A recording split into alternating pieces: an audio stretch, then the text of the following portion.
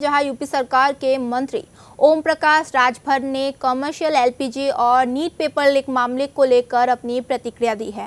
उन्होंने कहा कि कमर्शियल एलपीजी की जमाखोरी को रोकने और बाजार में स्थिरता बनाए रखने के लिए सरकार समय समय पर आवश्यक कदम उठाती रहती है। वहीं नीट पेपर लीक मामले पर आज शिक्षा संबंधी संसदीय स्थायी समिति की बैठक को लेकर उन्होंने कहा कि जब भी कोई गंभीर मुद्दा सामने आता है तो उसके समाधान के लिए समिति गठित की जाती है और उस पर विस्तार से चर्चा की जाती है।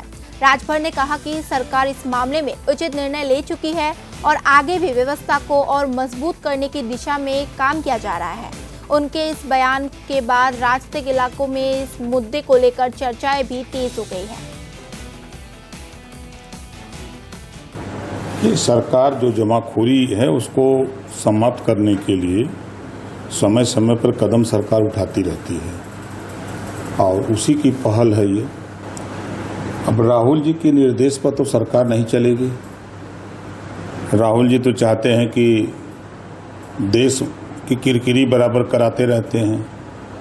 सरकार को जो समझ में आता है, सरकार जैसे देश कैसे सुरक्षित रहे, देश के लोगों को कैसे लाभ हो, देश के नौजवानों को, देश में पढ़ने वाले बच्चों को कैसे लाभ हो, उसके संबंध में निर्णय लेती है।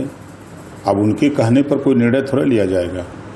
निश्चित है कि जब बात कोई उभर के आती है तो कोई कमेटी बनती है, तो कमेटी बना करके उस पर डिस्कस होता है, चर्चा होती है, उसके निदान के क्या उपाय हैं, तो उस पर सरकार अपना फैसला लिया है, बैठक कर रही है। ये सरकार